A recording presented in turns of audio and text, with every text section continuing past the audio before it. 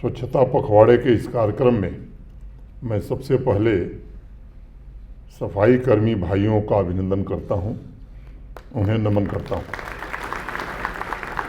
पूरा देश और पूरा जम्मू कश्मीर उनका ऋणी है जिनके समर्पण के कारण इस संघ राज्य क्षेत्र को स्वच्छ बनाने और स्वच्छता के लक्ष्यों को प्राप्त करने में उनकी मदद मिली है। उन्होंने अपने दायित्वों का निर्वहन किया है और मुझे लगता है ये सबसे बड़ी सेवा है। सफाई कर्मी हमारे जो भी भाई बहन ये केवल नागरिक नहीं है बल्कि आम नागरिकों और स्वच्छाग्रही के नाते स्वच्छ और समृद्ध जम्मू कश्मीर बनाने में इनकी भूमिका सबसे महत्वपूर्ण रही है। मैं समझता हूँ कि इस जन सहभागिता ने ग्रामीण क्षेत्रों से लेकर शहरी क्षेत्रों में जीवन की गुणवत्ता, क्वालिटी ऑफ लाइफ में सुधार लाने का काम किया है। इस सभागार में आने के पूर्व जैसा भी धीरज गुप्ता जी बता रहे थे, पहले से ही देश में एक अभियान एक पेड़ माँ के नाम आदरणीय प्रधानमंत्री जी ने प्रारंभ किया था, जिसके अंतर्गत पूरे जम्मू कश्मीर में पेड़ लगाए जा रहे हैं। एक दूसरा अभियान एक पेड़ शहीदों के नाम अभी शुरू हुआ है। मैं अपने फॉरेस्ट डिपार्टमेंट के सभी साथियों का भी आभारी हूँ जिन्होंने ये कार्यक्रम शुरू किया है।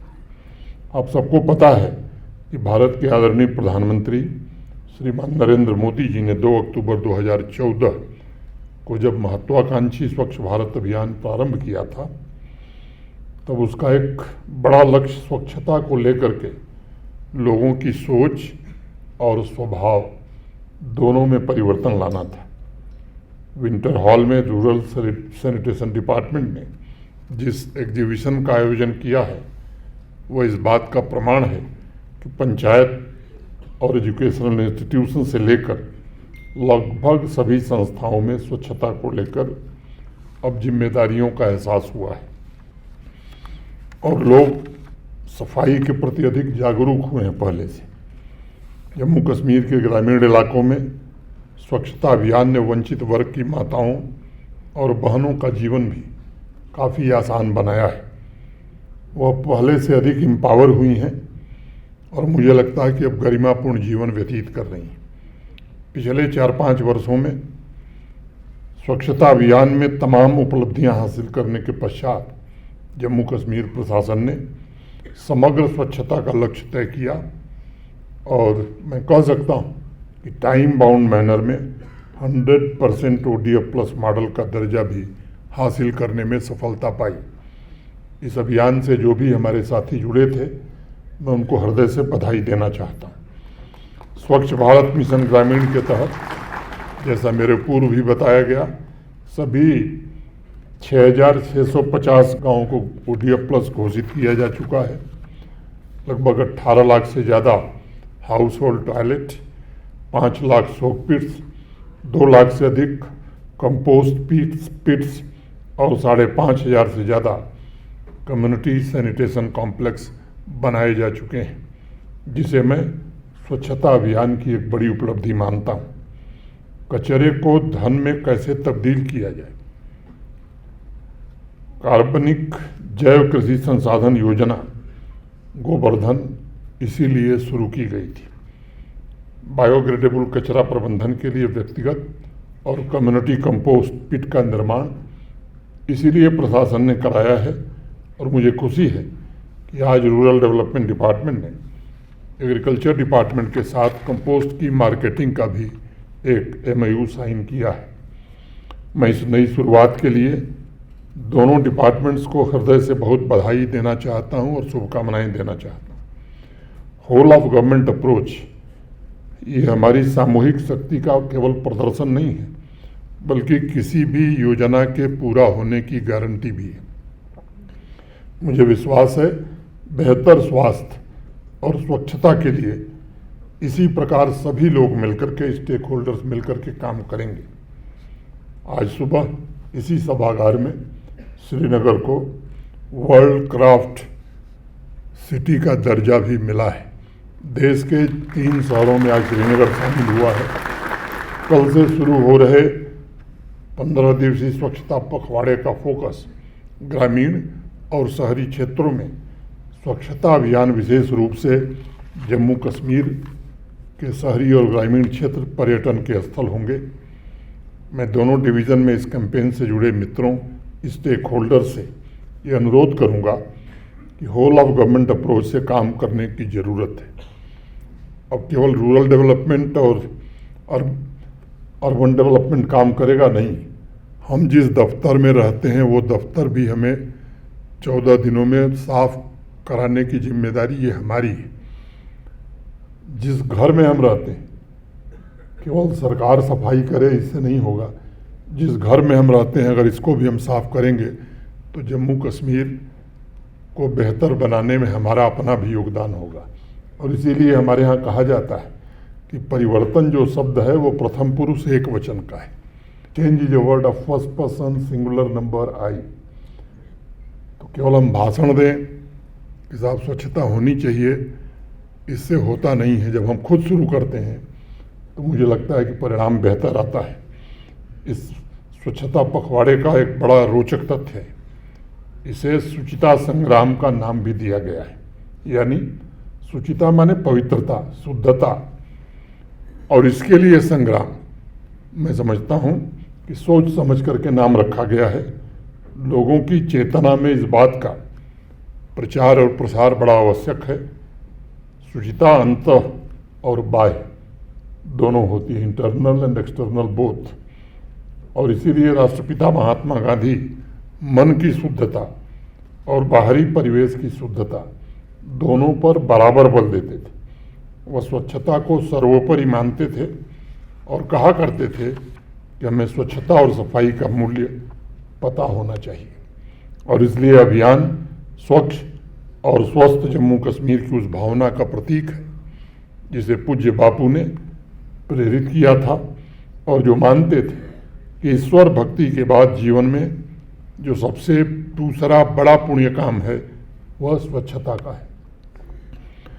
पूज्य बापू के स्वच्छता और पवित्रता का एक ही अर्थ था और वही हमारा लक्ष्य होना चाहिए कि स्वच्छता पखवाड़े के दौरान हम अपने घर, अपने अड़ोस पड़ोस, पर्यटन स्थल, शहर और ग्रामीण क्षेत्रों को स्वच्छ बनाकर उनकी पवित्रता को कैसे बरकरार रखें। हम पूजा करने मंदिर में जाते हैं, नमाज पढ़ने मस्जिद में जाते हैं, अरदास के लिए गुरुद्वारे में जाते हैं, तो हम जाते हैं तो हम ये भी देखें कि वो भी स्वच्छ हैं कि नहीं, इसमें हमारा भी कुछ योगदान है कि नहीं। इसकी एक पूर्व शर्त है, हर एक नागरिक स्वच्छता ही सेवा के मूल्यों से जीना शुरू करे। मुझे लगता है कि अभियान को गति मिलेगी। इस स्वच्छता पखवाड़े का दूसरा सबसे बड़ा संकल्प अब तक जो उपलब्धियां हासिल हमने की हैं उन्हें कैसे बरकरार रखा जाए। पिछले 4-5 वर्षों में सैनिटेशन, सस्टेनेबिलिटी और क्लीनलीनेस के लिए जिन बुनियादी इंफ्रास्ट्रक्चर का निर्माण हुआ है वह जिले से लेकर पंचायत तक, अर्बन लोकल बॉडी से लेकर म्यूनिसिपल कॉरपोरेशन तक सही प्रकार से काम करे, ये हम सबको मिलकर के सुनिश्चित करना होगा। क्लाइमेट चेंज की वजह से पूरी दुनिया आज एक्सट्रीम वेदर इवेंट्स की चुनौतियों का सामना कर रही है। जम्मू कश्मीर भी इससे अछूता नहीं है। इस साल कश्मीर डिवीज़न ने गर्मी के सारे रिकॉर्ड तोड़ दिए और इसलिए ये घंटी पहले ही प्रकृति ने बजा दी है।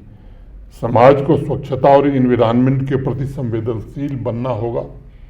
स्वच्छता पखवाड़े के माध्यम से व्यवहार परिवर्तन की दिशा में हमें प्रयत्न करना होगा ताकि निर्मित सुविधाओं और प्राकृतिक संसाधनों को रखरखाव पूरी जवाबदेही, पूरी जिम्मेदारी से हम कर सकें।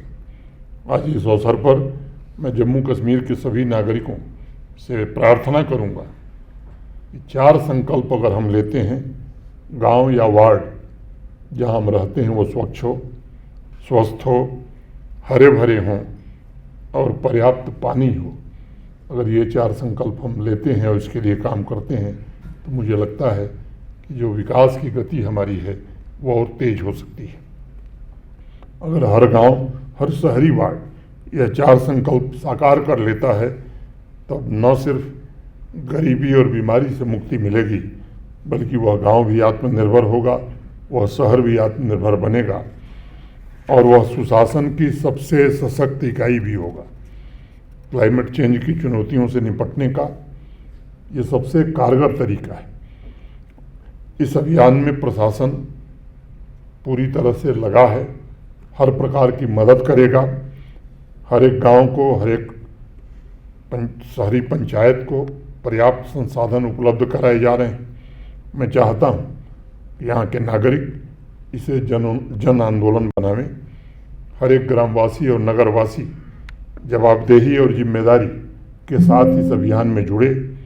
अगर पिछले 4 वर्षों के आंकड़ों पर हम नज़र डालें, स्वच्छ भारत मिशन ग्रामीण के तहत पूरे जम्मू कश्मीर में स्वच्छता में सुधार के लिए ग्रामीण विकास विभाग ने कई इनिशिएटिव्स लिए हैं।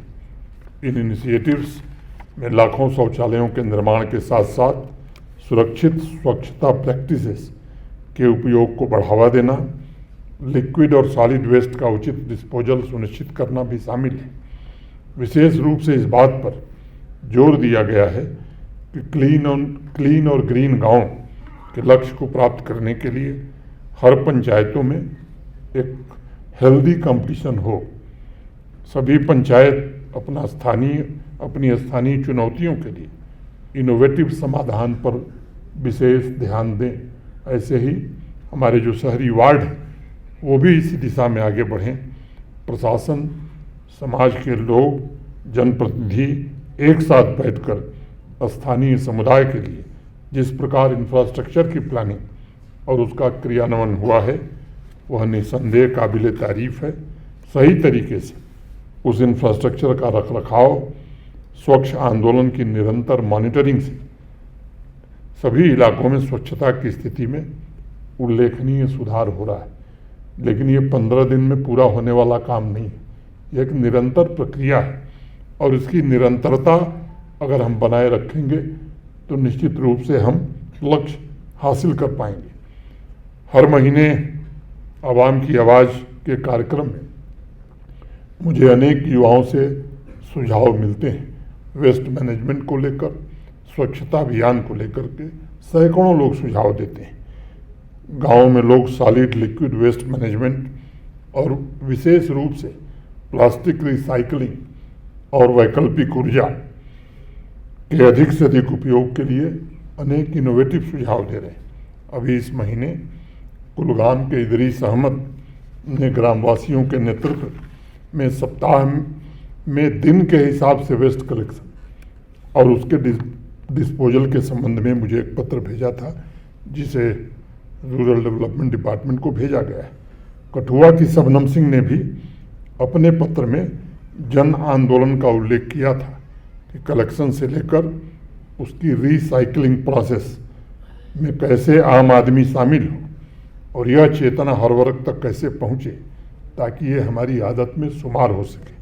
मैं समझता हूँ इस तरह के सुझाव इस बात के प्रमाण हैं कि स्वच्छता को लेकर के आम नागरिकों के सोच में भी काफ़ी बदलाव आया है और उस बदलाव से ही समाज बदल रहा है। हमारा लक्ष्य यही होना चाहिए कि अगले 15 दिन चलने वाले स्वच्छता पखवाड़े का जागरूकता अभियान हमारी सोच में बदलाव लाए और लोगों को अपने कर्तव्यों का एहसास दिला सके। स्वच्छता पखवाड़े के दौरान स्वच्छ ग्राम सभा, स्वच्छ वार्ड का भी आयोजन होगा। मेरा आग्रह है कि इन महत्वपूर्ण दिनों में आपका कैंपेन इस प्रकार डिज़ाइन हो जो लोगों को इस बात का एहसास कराए कि गंदगी किसी भी हालत में आवाम को स्वीकार नहीं होगी। प्राचीन काल में हर एक समाज ने कुछ अलिखित अनरिटन रूल्स अपने लिए बनाए थे। वह रूल्स नैतिक सीमा रेखाएं ही रही और वह समाज को गाइड करती रही। किस प्रकार व्यवहार समाज स्वीकार करेगा, किस प्रकार हम जीना शुरू करेंगे, दूसरे लोगों के साथ हमारा व्यवहार कैसा होगा। हमारा प्रयास होना चाहिए कि गंदगी उन नैतिक सीमा रेखाओं में शामिल हो जाए ताकि गंदगी और अस्वच्छ व्यवहार हर किसी के लिए अस्वीकार हो जाए। यह स्वच्छता पखवाड़े की सबसे बड़ी सफलता होगी। और तो वर्तमान आवश्यकताओं को पूरा करते हुए हम भविष्य की पीढ़ियों के लिए प्राकृतिक संसाधनों को भी संरक्षित रख पाएंगे। नीतियों के निर्माण और उनके क्रियान्वयन की जिम्मेदारी की गंभीरता एवं संवेदनशीलता को समझते हुए मुझे लगता है कि प्रशासन का ये दायित्व है कि सबके लिए अधिक स्थायी और बेहतर साझा भविष्य तैयार किया जाए, लेकिन अकेले प्रशासन ये काम पूरा नहीं कर सकता है। यहाँ के नागरिकों को भी इससे जुड़ना होगा। उस दिशा में मैं स्वच्छता पखवाड़ा को मात्र एक कैंपेन नहीं मानता, मैं इसे एक जन अभियान के रूप में देखता हूँ। स्वच्छता पखवाड़ा का एक प्रमुख उद्देश्य हर एक नागरिक के भीतर एक जिम्मेदारी की भावना पैदा करना है। हर एक नागरिक स्वच्छता अभियान को सफल बनाने के लिए प्रतिबद्ध हो, यही इस पखवाड़े का अंतिम उद्देश्य है। मुझे बताया गया है कि पखवाड़े के तहत स्वच्छता अभियान की विभिन्न योजनाएं बनाई गई हैं। उसमें एक प्रमुख योजना है 186 चिन्हित पर्यटन स्थलों की विशेष सफाई। इस अभियान का नेतृत्व रूरल डेवलपमेंट डिपार्टमेंट करेगा, हाउसिंग अर्बन डेवलपमेंट डिपार्टमेंट करेगा, टूरिज्म डिपार्टमेंट भी इसमें अपना सहयोग प्रदान करेगा। इसके अलावा अन्य ग्रामीण क्षेत्रों के लिए भी तथा शहरी क्षेत्रों के लिए भी अभी विभिन्न गतिविधियों के बारे में मेरे पूर्व बताया गया है, जिसमें पुराने कचरे को साफ करना, उन्हें पार्कों में बदलना शामिल है।